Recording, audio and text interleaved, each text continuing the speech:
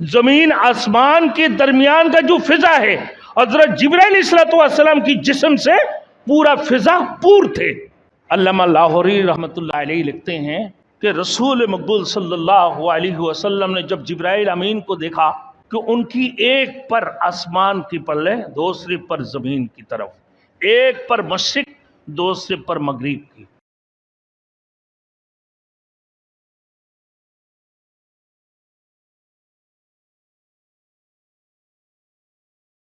Thanks for watching. Don't forget to like, comment, share and subscribe to Maulana Habibullah Rouhani Official.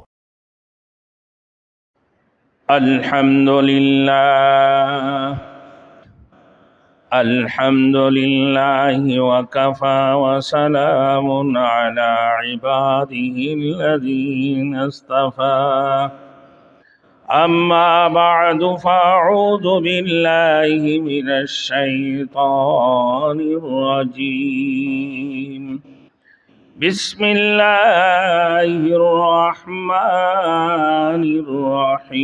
الرحیم والنجم اذا هوى ما ضل صاحبكم وما غوى وما ينطق عن الهوى إن هو إلا وحي يوحى علمه شديد القوى ذو مرة فاستوى وهو بالأفق الأعلى ثم دنا فتدلى صدق اللہ المولانا العظیم۔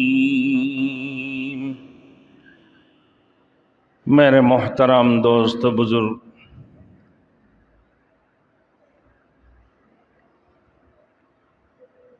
سورۃ الطور ختم ہوئے، آج سورۃ النجم ہے۔ سورۃ الحجرات سے لے کر سورۃ الواقعہ تک تمام مکی صورتیں ہیں۔ یہ سورہ بھی سورۃ النجم مکی دور میں نازل ہوئی، اور یہ سورۃ الاخلاص سے پہلے نازل ہوئی۔ اس سورت کی مضامین زیادہ تر سابقہ سورۃ الطور، سورۃ الزاریات میں جو اسلام کی بنیادی عقائد، توحید، رسالت، معاد اور قرآن کی حقانیت کا تذکرہ ہے، اور رسالت کا پہلو بھی غالب ہے، ساتھ ساتھ جزائے عمل کا مسئلہ بھی اللہ نے اس میں اجاگر کیا۔ اس سورہ مبارکہ میں مشرکین کی بعض معبودان باطلہ کا نام لے کر ان کا رد کیا، وہ ہے لات، منات اور عزیٰ۔ یہ جو بت بنائے گئے، جو ان لوگ کافر و مشرک جو ان کی عبادت کیا کرتے تھے، اللہ نے ان کی نفی فرمائی۔ اور جو لوگ شعرائے ستارے کو پرستش کرتے تھے، ان کا بھی اللہ نے اس میں ذکر فرمائی، اس کے بھی اللہ نے رد فرمایا۔ نبوت و رسالت کی سلسلہ میں اللہ رب العزت نے حضرت ابراہیم علیہ السلام کی ذکر فرمایا، اور عبرت کے طور پر اللہ رب العزت نے سابقہ نافرمان قوم عاد و سمود اور قوم نوح کے بارے میں اللہ نے ذکر فرمایا، اور اس صورت کے اندر اللہ نے واقعہ معراج کی طرف بھی مختصر اشارہ فرمایا، اور عالم بلا کی ایک حصے سے متعلق بھی ذکر موجود ہے اس سورۃ النجم کے اندر۔ میرے محترم دوستو، قرآن پاک میں کل 14 سجدہ تلاوت آتے ہیں، جس میں سے 3 سجدے سر وسیع آخری منزل میں ہیں۔ اور اس صورت کی جو سجدہ ہے اس کے اندر ایک خصوصیات اللہ نے بیان فرمایا کہ بخاری، مسلم، ابو داؤد اور نسائی میں عبداللہ ابن مسعود رضی اللہ تعالیٰ عنہ سے روایت ہے کہ حضور صلی اللہ علیہ وسلم ایک موقع پر کسی ایسے مجلس میں تشریف فرمائے تھے جہاں مسلمانوں کے علاوہ کافر مشرک موجود تھے۔ آپ نے اس مجلس میں سورت کی تلاوت فرمائی اور پھر آخر میں جب سجدہ کی آیات تلاوت کی تو وہیں سجدہ اللہ کے رسول نے سجدہ کیا، اور آپ کی اقتداء میں جتنے مسلمان تھے ان سب مسلمانوں نے رسول مقبول صلی اللہ علیہ وسلم کے اقتداء میں سجدہ کیا۔ وہاں پر جو موجود مشرک تھے ان لوگوں نے بھی مجبوراً سجدہ کی اور آپ کے ساتھ انہوں نے بھی سجدہ کیا، اور ایک بڈھا تھے جو کافر تھا، امیہ ابن خلف، اس نے سجدہ نہیں کیا بلکہ اس نے مٹی سے تھوڑی سی مٹی لے کر اپنے پیشانی پر لگا لی۔ وہ کہنے لگا میرے لیے یہی کافی ہے۔ راوی بیان فرماتے ہیں کہ اس کافر کو بدر کے موقع پر قتل کیا گیا۔ دیکھا میں نے قتل کیا ہوا دیکھا۔ امام شاہ ولی اللہ محدث دہلوی رحمت اللہ علیہ فرماتے ہیں کہ آیات سجدہ تلاوت کرنے پر حضور صلی اللہ علیہ وسلم نے تو اللہ کی حکم سے سجدہ کیا اور مسلمانوں نے ان کی اتباع میں سجدہ ریز ہو گئی۔ البتہ کفاروں کا سجدہ ہو جانا اس وجہ سے تھا کہ اس وقت خدا تعالیٰ کی قہری تجلیات نزول ہو رہا تھا اور وہ ایسے کرنے پر مجبور ہو گئے۔ کافر اللہ کے رسول نے سجدہ کیا اللہ کے حکم سے، اور ان کے پیروکار جو صحابۃ الاجمعین تھے ان کی اتباع کرنے والے وہ لوگ اللہ کے رسول کی اتباع کرتے ہوئے سجدہ ریز ہوئے۔ اب کفار کا کیا وجہ ہے؟ کفار کیوں سجدہ کیے؟ وہ تو سجدہ کے خلاف تھے۔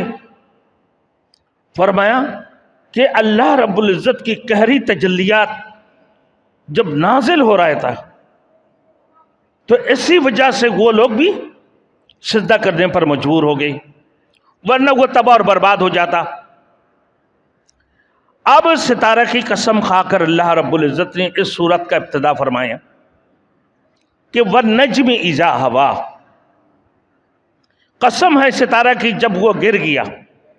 نجم کا مطلب ہے ستارہ، اور اذا ہوا جب وہ گر گیا یعنی اتر گیا یا غروب ہو گیا، اس کا مطلب گر جانا ہوا کی، یا اتر جانا یا غروب ہو جانا، تینوں معنوں کے لیے ہوتا ہے۔ نجم ستاروں کو کہتے ہیں، اور زمین پر پھیلی ہوئی جو جڑی بوٹیاں ہیں، جڑی بوٹیوں اور پودوں کو بھی نجم کہا جاتا ہے، اور اس کی مثال سورۃ الرحمن میں موجود ہے کہ وَالنَّجْمُ وَالشَّجَرُ يَسْجُدَانِ، بوٹیاں اور درخت بھی اللہ کے سامنے سجدہ ریز ہوتے ہیں۔ بوٹیاں اور درخت بھی اللہ کے سامنے سجدہ ریز ہوتے ہیں۔ تاہم اس مقام پر اللہ رب العزت نے وَالنَّجْمِ إِذَا هَوَىٰ جو فرمایا، اللہ نے ستارے کی قسم کھایا، تو اس ستارے سے مطلب کیا ہے کہ بعض نے کہا، مفسرین کرام فرماتے ہیں کہ اس ستارہ سے مراد ہے زہرہ، یعنی زہرہ پر جو محمول ستارہ ہے جو زیادہ چمکدار ہوتا ہے۔ والنجم کا مطلب یہ وہ زہرہ ستارہ ہے، ایک نمبر۔ دوسرے نمبر میں والنجم کو فرمایا کہ یہ ستارہ ثریہ ستارہ ہے جو مشرقی جانب گچھے کی شکل میں نظر آتی ہیں، اور بعض نے کہا یہ ستارہ کی 3 قسم کے کہکشاں ہیں، یہ چھوٹے چھوٹے ستاروں سے مل کر سڑک سی بنی ہوئی ہوتی ہے، ایک زہرہ، دوسرا ثریا ہے، تیسرا کہکشاں ہے۔ اب امام ابو حنیفہ رحمۃ اللہ علیہ کی استاد محترم حضرت عطا رحمۃ اللہ علیہ کی قول کے مطابق یہاں پر اللہ نے جو ستاروں کی قسم کھائے، اللہ نے ستاروں کی قسم اٹھا کر اس صورت کا ابتدا کی ہے، تو امام ابو حنیفہ رحمۃ اللہ علیہ کی استاد محترم ان کی نزدیک یہ نجم سے مراد ہے قرآن کریم، یعنی اس کی آیات قرآن کریم کو اللہ تعالیٰ نے 23 سال کی عرصہ میں نجمن نجمن یعنی تھوڑی تھوڑی اتارے ہیں، یہ تھوڑا تھوڑا اللہ رب العزت کے نجمن نجمن یعنی تھوڑا تھوڑا کر کے نازل فرمایا، لہٰذا یہاں قرآن بھی مراد ہو سکتا ہے۔ یہ 4 نمبر بات ہی گزرے۔ 5واں نمبر امام جعفر صادق رحمۃ اللہ علیہ سے منقول ہے کہ اس مقام پر نجم سے مراد حضور صلی اللہ علیہ وسلم کی ذات مبارک ہے۔ آپ صلی اللہ علیہ وسلم کو نیچے اترنے کا اشارہ، یعنی شب معراج والی رات کو اللہ کی رسول صلی اللہ علیہ وسلم عالم بالا اور خطیرۃ القدس سے نیچے اتارنے کی طرف اشارہ ہے۔ پہلے تو گیا 3 ستاروں میں مثال فرمایا کہ یہ زہرہ ہے یا ثریا ہے یا کہکشاں ہے۔ امام ابو حنیفہ رحمۃ اللہ علیہ کے استاد کی قول کے مطابق یہ اس سے مراد قرآن مجید ہے، قرآن کریم موجود ہے۔ یہ 4 گزرے۔ 5واں نمبر امام جعفر صادق رحمۃ اللہ علیہ کے نزدیک نہ یہ حضور مقبول صلی اللہ علیہ وسلم کی ذات مبارک اس میں مراد ہے، یعنی رسول مقبول صلی اللہ علیہ وسلم کے جب شب معراج ہوئے عالم بالا اور خطیرۃ القدس سے جو رسول مقبول صلی اللہ علیہ وسلم نیچے اترنے کا اشارہ ہے۔ اور بعض فرماتے ہیں اس سے مطلقاً مومن مراد ہے۔ 6 ہو گیا، کتنا ہے نجم کی مطلب 6 ہو گیا کہ مطلقاً مومن مراد ہے، کہ مومن کو اتارتے کہاں پر؟ قبر کے اندر۔ ہر انسان کو قبر میں جانا ہے، مومن ہو یا کافر ہو، نہ گناہگار ہو یا نیکار ہو، سب کو ہی تو قبر میں جانا ہے۔ تو فرمایا اس نجم سے مراد اللہ رب العزت نے کہ یہاں مطلب کیا ہے؟ مومن کی ذات ہے، یا مطلقاً مومن، یعنی جب مومن کو قبر میں اتارتے ہیں تو وہ روشن ستاروں کی مانند ہوتا ہے، روشن ستاروں کی مانند ہوتا ہے۔ مختلف اقوال ہے، بہرحال صحیح اقوال مختلف اقوال ہے، مگر زیادہ تر نجم کا اطلاق ثریا ستارے کے اوپر ہے کہ جو زیادہ چمکدار ہے۔ اب ہوا سے مراد گر جاتا یا اتارنا یا غروب ہو جانا۔ ستارہ غروب ہوتے ہیں؟ غروب نہیں ہوتے، وہ گرتا ہے؟ وہ نہیں گرتا ہے۔ اتارتے ہیں؟ نہیں۔ کہ ستارہ سے مراد سابقہ انبیاء بھی ہو سکتے ہیں۔ اب آئیے، ستارہ سے مراد سابقہ انبیاء۔ والنجم اذا ہوا، قسم ہے نجم کی، ستاروں کی، جو جب وہ گر جاتا ہے، جب وہ گر گیا یا اتر گیا، غروب ہو گیا۔ فرمایا مراد اس سے سابقہ انبیاء ہے، جن کو اللہ نے آدم علیہ السلام سے لے کر حضرت عیسیٰ علیہ السلام تک تقریباً 1 لاکھ سے زیادہ، یعنی 1,24,000 کی لگ بھگ پیغمبروں کو اللہ رب العزت نے اس دنیا کے اندر بھیجے ہیں، اور وہ اپنے دور میں ستاروں کی جیسے چمکتا دمکتا تھا۔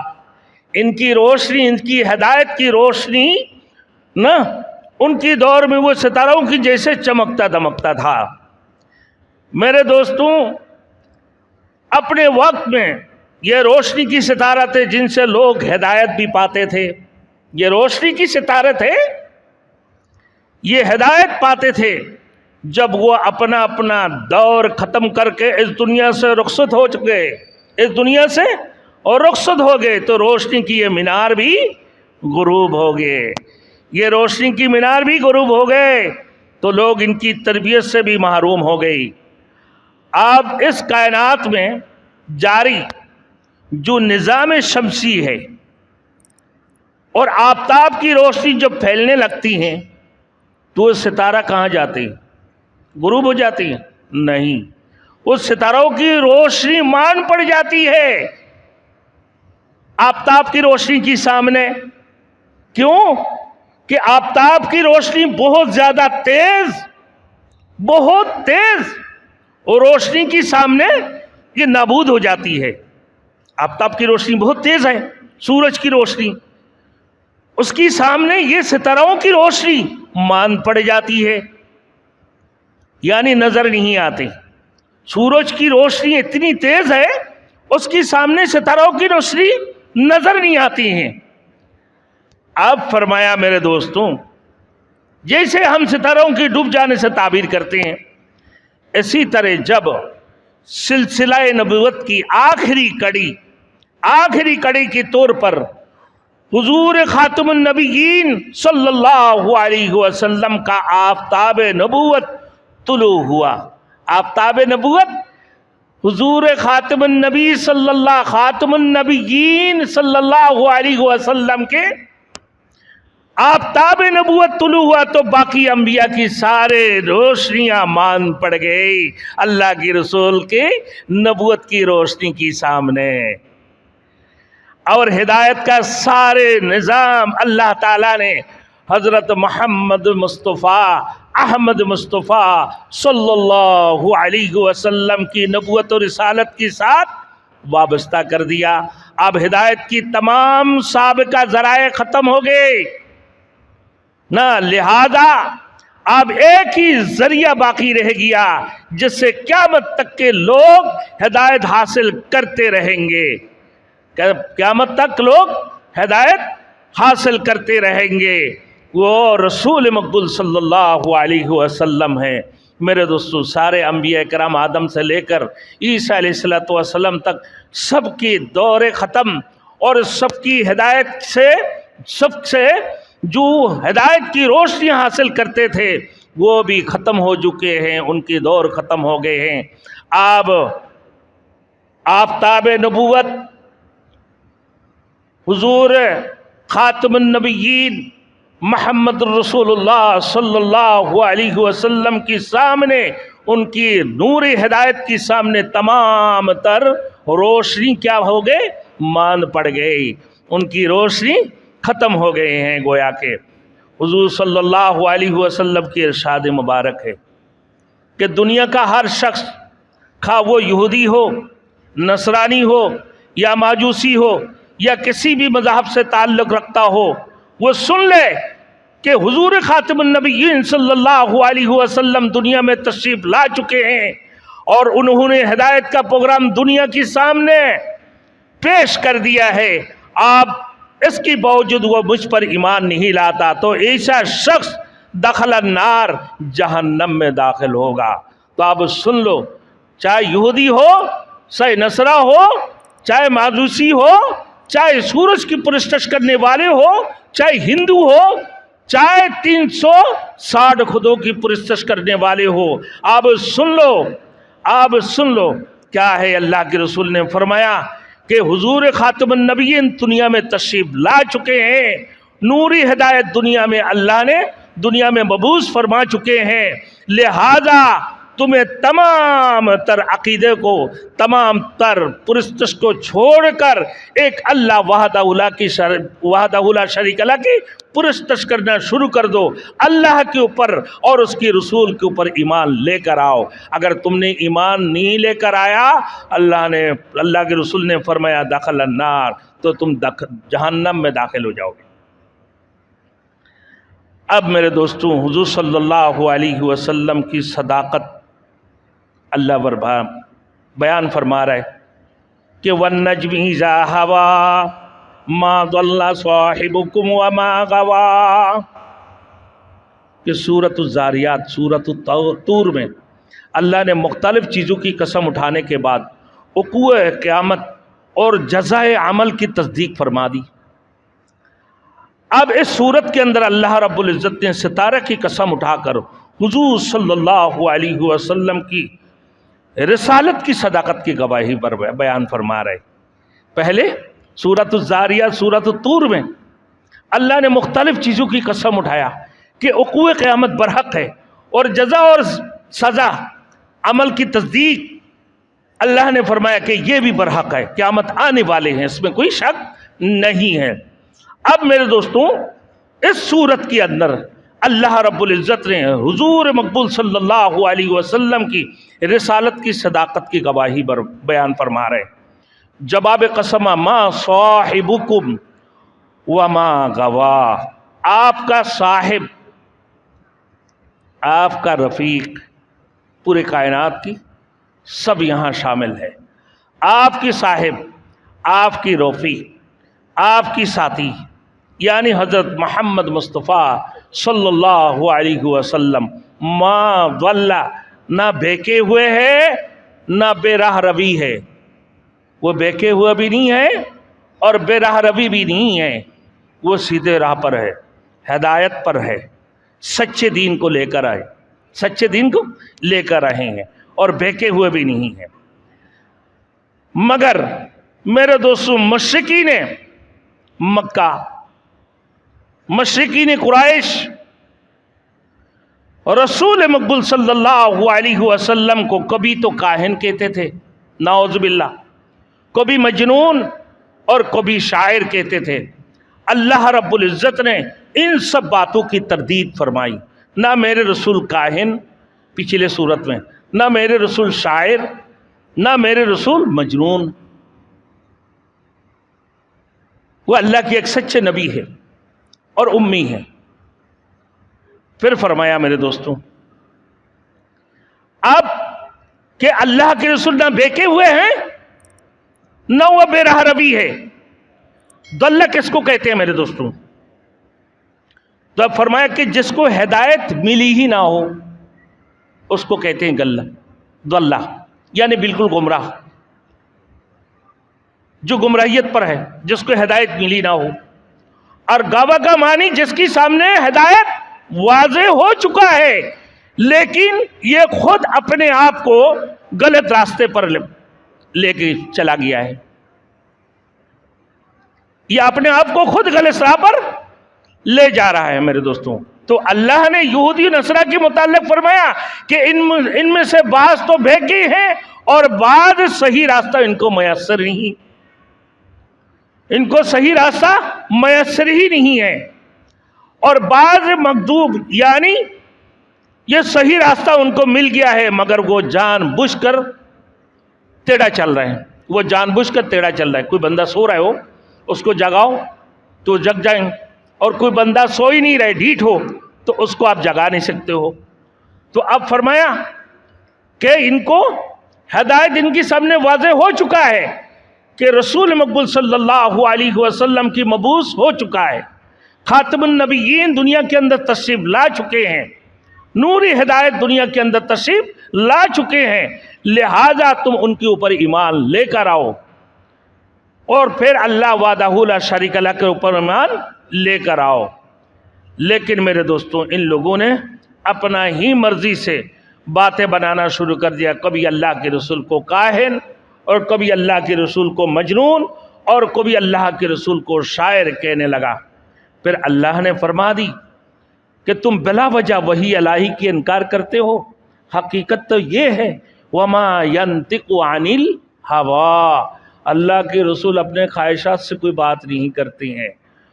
کیسے کرتا ہے؟ ان ہوا الا وحی یوحی، اپنے خواہشات نفسانی سے کوئی بات نہیں کرتے ہیں، بلکہ ان کی پاس جو وحی آتے ہیں وہ اسی کو تمہارے پاس پہنچاتے ہیں، اللہ جو وحی نازل فرماتے ہیں اسی کو تمہارے پاس پہنچاتے ہیں۔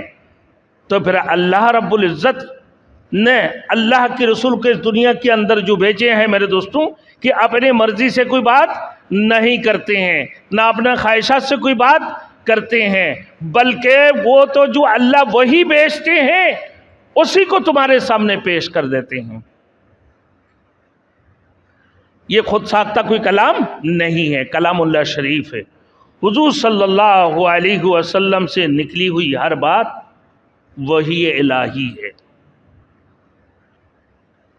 मेरे दोस्तों, यहाँ पर वही जली हो या वही खफी, हजरत अब्दुल्लाह इब्न अमर इब्नुल आस रज़ी अल्लाह ताला अन्हु इरशाद फरमाते हैं, रवायत हजरत अब्दुल्लाह इब्न अमर इब्नुल आस की रवायत में आता है कि मैं हुजूर सल्लल्लाहु अलैहि वसल्लम की ज़बान मुबारक से निकली हुई बात को मैं लिख लिया करता था। तो कुछ लोगों ने एतराज़ की उस दौर के कि रसूल मकबूल सल्लल्लाहु अलैहि वसल्लम कभी गुस्से की हालत में होती हैं और फिर अल्लाह के रसूल सल्लल्लाहु अलैहि वसल्लम को भी किसी परेशानी में मुब्तला होती हैं ना, तो लिहाजा अल्लाह के रसूल इंसान भी है, इंसान से ख़ता भी होती हैं। अल्लाह के रसूल इंसान है, ख़ता भी होती हैं, कोई परेशानियां भी होती हैं ना, फिर अल्लाह के रसूल कभी गुस्से की हालत में भी होते हैं। तो आप जो ये बातों को लिख रहे हैं तो नहीं लिखना चाहिए। तो हज़रत अब्दुल्लाह इब्न अमर इब्नुल आस रज़ी अल्लाह ताला अन्हु ने हुजूर मकबूल सल्लल्लाहु अलैहि वसल्लम के सामने इस बात का तज़किरा किया, या रसूल अल्लाह सल्लल्लाहु अलैहि वसल्लम, आपकी ज़बान से निकली हुई हर बात को मैं लिख लेता था, लेकिन अब कुछ लोगों की एतराज़ की वजह से मैंने आपकी बात को लिखना छोड़ दिया। तो अल्लाह के रसूल ने फरमाया, उक्तुब, अब लिख लिया करो। फवल्लज़ी नफ्सी बियदिही मा खरजा मिन्नी इल्लल हक़, उस जात की कसम जिसकी कब्जा में मेरी जान है, मेरी जबान से हक की सिवा कुछ नहीं निकलता, मेरी जबान से हक के अलावा कुछ नहीं निकलता। जो भी बातें मेरे जबान से निकलती है वो भी हक के ऊपर बुनियाद है, हक के ऊपर मबनी है। मैं हक की सिवा कोई बात को नहीं निकलता हूं। मेरे दोस्तों, तिरमिज़ी शरीफ की एक रवायत में आता है कि हुजूर सल्लल्लाहु अलैहि वसल्लम कभी मज़ा भी कर लिया करते थे। मज़ा या मज़ाहिए अल्फाज, भाई इमाम साहब हो, इमाम साहब हमसे मजाक भी करती, देखते कुछ बड़े उलमा, बड़े अल्लाह वाले बैठे हैं। कभी कभार हमारे उस्ताद मोहतरम मुफ्ती ज़रवाली साहब को देखा हमने, बाज़ वक्त में बड़े गुस्से और जलाल हुआ करता था, और कभी कभार ऐसे मजाक करते थे, हंसते हंसते हमारे पेट में दर्द हो जाते थे। तो रसूल मकबूल सल्लल्लाहु अलैहि वसल्लम की ये शान थे कि अल्लाह के रसूल सल्लल्लाहु अलैहि वसल्लम कभी कभार सहाबतुल अजमैन की सामने मज़ा भी कर लेते थे, हंसते भी थे भाई। तो फरमाया, इन्नका तुदाइबुना व अंता रसूलुल्लाह, तिरमिज़ी शरीफ की रवायत में आता है कि आप तो कभी मज़ा भी करते थे। तो सहाबतुल अजमैन ने अर्ज़ किया, या रसूल अल्लाह, आप हमारे साथ मज़ा भी तो फरमाते हैं, हालांकि आप अल्लाह के रसूल भी हैं, हालांकि आप अल्लाह के रसूल भी हैं। आप सल्लल्लाहु अलैहि वसल्लम ने जवाब फरमाया कि इस मज़ा में भी कोई ना कोई हकीकत ज़रूर है, इस मज़ा में भी कोई ना कोई हकीकत पोशीदा होती है। इस मज़ा के अंदर मेरी ज़बान से गुस्सा की हालत में कोई लुग़्व बात नहीं निकलते। बहरहाल फरमाया कि अल्लाह का रसूल अपने ख्वाहिश से कोई बात नहीं करता है, बल्कि जो कुछ भी पेश करता है वो वही होती है और उसकी तरफ भेजी जाती है। आगे वही इलाही ने ना, वही इलाही लाने वाले फरिश्ता जिब्राइल अलैहिस्सलाम के मुताल्लिक़ फरमाया, अल्लाह ने तारुफ़ फरमाया सबसे पहले कि जो वही लेकर आने वाले हैं वो कौन है, वो जिब्राइल अमीन है। अल्लाह के रसूल सल्लल्लाहु अलैहि वसल्लम को अल्लाह रब्बुल इज़्ज़त ने बज़ात खुद बराए रास्त जिब्राइल अमीन की दीदार करा दी कि ये जिब्राइल है।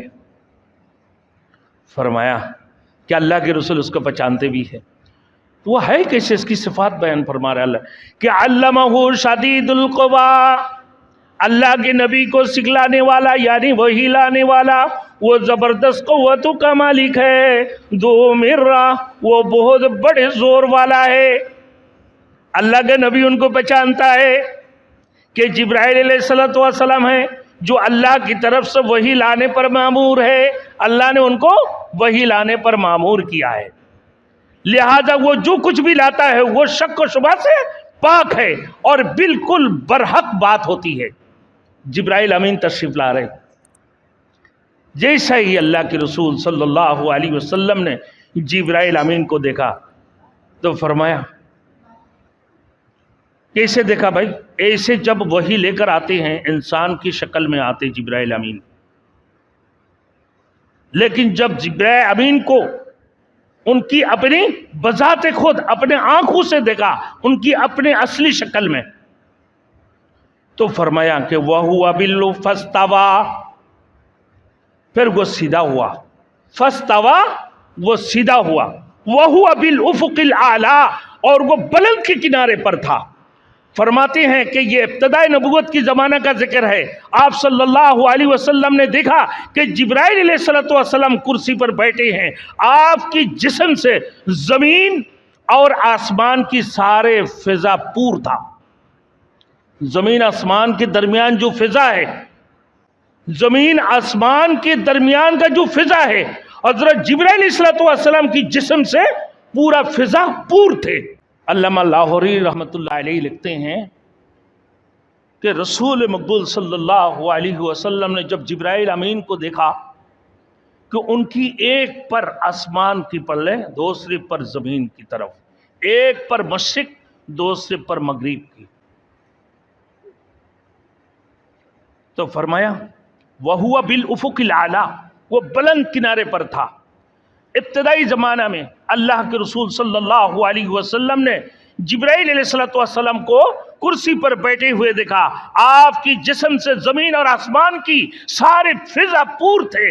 اللہ اکبر، کتنی بڑی طاقتور، کتنی بڑے زوروار میرے دوستوں، کتنی بڑی طاقت کے مالک تھے جبرائیل علیہ السلام۔ تو فرمایا رسول مقبول صلی اللہ علیہ وسلم جبرائیل علیہ السلام کو دیکھتے ہی آپ صلی اللہ علیہ وسلم کی دہشت طری ہو گئی اور جسم کپ کپانے لگے۔ اسی حالت میں اللہ کے رسول گھر تشریف لے آئے، اللہ کے رسول گھر تشریف لائے۔ تو یہ رسول مقبول صلی اللہ علیہ وسلم کی ایک خصوصیت تھی اور کسی نبیوں کی یہ خصوصیت نہیں تھا۔ کسی بھی نبی نے ان کو اصلی حالت میں نہیں دیکھا اللہ کے رسول کے علاوہ، جبرائیل علیہ السلام کو۔ حضور صلی اللہ علیہ وسلم جبرائیل علیہ السلام کی دوسری مرتبہ معراج کی موقع پر اصلی شکل میں دیکھا تھا، جس کا ذکر انشاءاللہ آئندہ جمعہ کو آئیں گے۔ اب فرمایا کہ ثم دنا، فرما رہا کیسے دیکھا کہ پھر وہ قریب ہوا، او فتدلّا اور یہ نیچے آ گئے، وہ نیچے آ گیا، فَكَانَ قَابَ قَوْسَيْنِ أَوْ أَدْنَىٰ پھر وہ دو کمان کے برابر، یہ اس سے بھی قریب ہوا، اور اس حالت میں فَأَوْحَىٰ إِلَىٰ عَبْدِهِ مَا أَوْحَىٰ اللہ نے اپنے بندے کی طرف وحی کی جو وحی نازل کی ہے، مَا كَذَبَ الْفُؤَادُ مَا رَأَىٰ جس چیز کو دیکھا اس کو دل نے جھٹلایا نہیں، اس کو دل نے جھٹلایا نہیں، کہ صحیح معنوں میں حقیقت میں اللہ کے رسول نے جبرائیل علیہ السلام کو اپنے آنکھوں سے دیکھی ہے۔ ایسے لگتا کہ دو کمان کی فاصلے پر جبرائیل امین نیچے تشریف لے آئے۔ اللہ کے رسول صلی اللہ علیہ وسلم نے براہ راست جبرائیل علیہ السلام کو دیکھے، اور جس چیز کو دیکھا ہے کہ اس کو دل نے کبھی جھٹلایا نہیں، ما کذب الفؤاد نہیں جھٹلایا دل نے، مار آج جو کچھ دیکھا ہے ایسے دیکھا ہے، یہ جھٹلانے کا چیز نہیں۔ اللہ کے رسول نے ایسے چیز کو دیکھا، یعنی جبرائیل علیہ السلام کو دیکھا، اس میں کوئی شک و شبہ نہیں تھا۔ اللہ تعالیٰ نے جو کچھ دکھانا چاہتا تھا اپنے رسول صلی اللہ علیہ وسلم کو دکھا دیا، اور وہ چیز ٹھیک طریقے سے مشاہدہ کر لی۔ اللہ کے رسول نے کہ جبرائیل امین کیا چیز تھے اور کتنی بڑی ہستی تھے، کتنی بڑے طاقتور تھے، اور ان کی جسامت کیسے تھے۔ اللہ اکبر، اللہ نے صحیح طریقے سے اپنے رسول کو مشاہدہ کرا دیے، اور اس میں کوئی غلطی کا امکان نہیں ہے۔ اس انداز سے اللہ کے رسول نے دیکھا ہے۔ پھر فرمایا یہ کافر اور مشرک پھر بھی اس میں اعتراض کرتے ہیں، جگڑتے ہیں۔ اَفَتُمَارُونَهُ مَا يَرَىٰ، کیا تم پیغمبر علیہ السلام کے ساتھ اس چیز میں جھگڑا کرتے ہو کہ اللہ نے جبرائیل امین کا، اللہ کے رسول نے جبرائیل امین کو آپ نے دیکھ لیا ہے اصلی شکل میں، کیا تم اس میں جھگڑتے ہو؟ جو انہوں نے دیکھی ہے وہ بالکل سچ دیکھی ہے، اس میں کوئی شک نہیں ہے، نہیں بلکہ جو کچھ آپ نے دیکھا وہ برحق تھا اور اس میں شک و شبہ کی گنجائش نہ تھی، پھر بھی تم لڑتے ہو جگڑتے ہو کیوں بھائی؟ اس مقام پر مفسرین کرام نے وضاحت کرتے ہیں کہ قاب قوسین او ادنا، میں میرے دوستوں کے فرمایا کہ آؤ جو ہے نا شک کے لیے نہیں ہے، بلکہ اس کا مطلب یہ ہے کہ نوعیت کے اعتبار سے آپ صلی اللہ علیہ وسلم نے 2 کمان سے بھی زیادہ قریب سے جبرائیل علیہ السلام کو اس کو اصلی شکل میں دیکھا۔ 2 کمان جیسے ایسے ہوتے ہیں میرے دوستوں، کتنے قریب ہے، اتنی قریب سے اللہ کے رسول نے جبرائیل علیہ السلام کو دیکھ لی ہے۔ تو میرے دوستوں اس میں بعد عبداللہ ابن مسعود رضی اللہ تعالیٰ عنہ کا یہ بیان ہے کہ بعض فرماتے ہیں کہ اس آیات میں جو علامہ یرا سے عالم بلا کی مشاہدات مراد ہے، عالم بلا کی مشاہدات مراد ہے۔ اس سلسلہ میں روایت الہی کی ذکر بھی آتا ہے، رویت الہی کا ذکر بھی آتا ہے، مگر عبداللہ ابن مسعود رضی اللہ تعالیٰ عنہ کی نزدیک یہ عالم بلا کی مشاہدات مراد ہے۔ تو میرے دوستوں اللہ نے دوسری جگہ پر بھی فرمایا علیہا ملائکۃ غلاظ شداد لا یعصون اللہ ما امرہم ویفعلون ما یؤمرون، کہ اتنی بڑی طاقتور فرشتہ ہوں گے، یا ایھا الذین آمنوا قوا انفسکم واہلیکم نارا، آئے ایمان والوں تم اور تمہارے اہل کو جہنم کی آگ سے بچاؤ، جو جہنم کی ایندھن انسان اور پتھر ہی ہوگا۔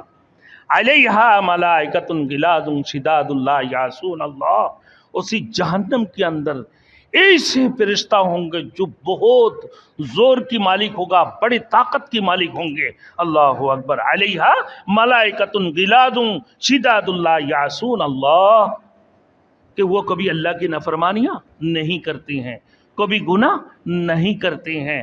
میرے دوستو اللہ کی نورانی مخلوقات ہے، اللہ نے جہنم کے اندر جہنم کی خازن کو اس کے اندر مقرر فرمائی ہے۔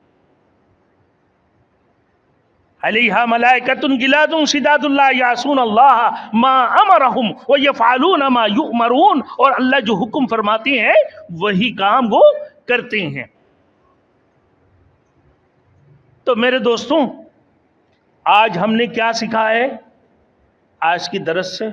والنجم اذا ہوا، والنجم اذا ہوا۔ بعض لوگوں نے ستارہ کہا، کیا ہے بھائی؟ یہ ستارہ زہرہ ہے کہ مشرقی جانب، یہ ستارہ زہرہ ہے جو بہت زیادہ چمکدار ہے۔ بعض نے کہا والنجم کا مطلب کیا ہے بھائی؟ یہ ستارہ میرے دوستوں ثریا ہے کہ مشرقی جانب گچھے کی شکل میں ہوتا ہے۔ بعض کہتا ہے میرے دوستوں یہ جو ستارہ ہے یہ کہکشاں ہے، چھوٹے چھوٹے ستاروں سے ایک سڑک سی بنی ہوئی ہوتی ہے۔ امام ابو حنیفہ رحمۃ اللہ علیہ کے استاد محترم وہ فرماتے ہیں اس سے مطلب ہے قرآن مجید، یعنی قرآن مجید۔ اور حضرت امام جعفر صادق رحمۃ اللہ علیہ، حضرت امام جعفر صادق رحمۃ اللہ علیہ سے منقول ہے کہ اس سے مراد ہے اللہ کے رسول کی ذات مبارک۔ تو مطلب کیا ہے میرے دوستوں؟ بعض کی قول کے مطابق کہ بھائی یہ مطلقاً مومن ہے، مطلقاً مومن ہے۔ جب ان کو قبر میں اتارے جاتے ہیں، جب قبر میں اتار دی جائیں گے تو وہ روشن ستاروں کی مانند ہوتی ہیں۔ مومن کو جب قبر میں اتار دیں وہ روشن ستاروں کی مانند ہوتے ہیں۔ تو اللہ کے رسول کی ذات مبارک سے مثال فرمایا کہ والنجم اذا ہوا، کہ اللہ کے رسول صلی اللہ علیہ وسلم سے پہلے جتنے بھی نبی اس دنیا کے آدم سے لے کر عیسیٰ علیہ السلام تک اس دنیا کے اندر تشریف لائے ہیں، والنجم، وہ ستاروں کی قسم کھایا، اللہ نے ستاروں کی قسم اٹھایا، یعنی وہ ستاروں کی مانند ہے۔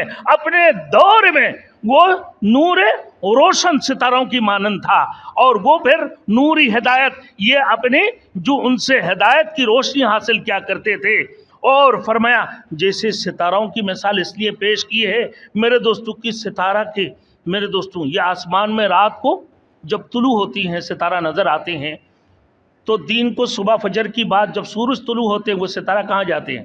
غروب ہو جاتے ہیں، گر جاتے ہیں، اتر جاتے ہیں، اپنی جگہ پر ہوتا ہے، لیکن ان کی روشنی کا مان گر جاتی ہیں، وہ مان پڑ جاتا ہے آفتاب کی روشنی کے سامنے۔ تو اللہ پاک پروردگار عالم یہ مثال فرمایا کہ آدم سے لے کر عیسیٰ علیہ السلام تک جتنے بھی نبی اس دنیا کے اندر تشریف لائے اپنے دور میں وہ نوری ہدایت تھے میرے دوستوں، وہ ہدایت کی روشنی ان سے ان کی متبعین کیا کرتے تھے؟ حاصل کرتے تھے، ان کو پیروکار حاصل کرتے تھے۔ پھر اس کی بعد ان کی دور ختم ہو گئی، ان کی نبوت ختم ہو گئی، وہ دنیا سے چلے گئے ہیں۔ گویا کہ فرمایا کہ گویا کہ نور نبوت کے آفتاب نور نبوت حضور خاتم النبی صلی اللہ علیہ وسلم، حضور خاتم النبیین صلی اللہ علیہ وسلم کی سامنے سارے کے سارے ستاروں کی روشنی کیا پڑ گئے بھائی؟ مان پڑ گئے۔ اللہ کی رسول کی آفتاب نبوت کی سامنے تمام تر ستارہ کی روشنی کیا پڑ گئے بھائی؟ مان پڑ گئے ہے، ان کے سامنے اور کچھ نہیں۔ یعنی اللہ کے رسول دنیا میں تشریف لا چکے ہیں، لہذا تمام نبی یہودی ہو، نصرہ ہو، مجوس ہو، جو بھی ہو میرے دوستوں، تمام تر لوگوں کی عقائد کو چھوڑ کر ایک رسول مقبول صلی اللہ علیہ وسلم کے اوپر ایمان لے کر آؤ اور اللہ کے اوپر ایمان لے کر آؤ۔ اب قیامت تک اللہ کے رسول کے بعد کوئی نبی اس دنیا کے اندر تشریف نہیں لائیں گے۔ گویا کہ آفتاب نبوت طلوع ہو چکا ہے، تمام تر ستارہ مان پڑ گئے ان کی روشنی کے سامنے، لہذا نور نبوت، نوری ہدایت رسول مقبول صلی اللہ علیہ وسلم وہ خاتم النبیین اور خاتم المرسلین بن کر اس دنیا کے اندر تشریف لے کر آئے ہیں، اور لہذا ان کے اوپر ایمان لے کر آؤ، اللہ کے اوپر ایمان لے کر آ جاؤ، پھر تم لوگ کامیاب ہو جاؤ گے، ورنہ سیدھے جہنم میں جاؤ گے۔ اللہ ہم سب کو عمل کرنے کے توفیق عطا فرمائے۔ وآخر دعوانا ان الحمدللہ رب العالمین۔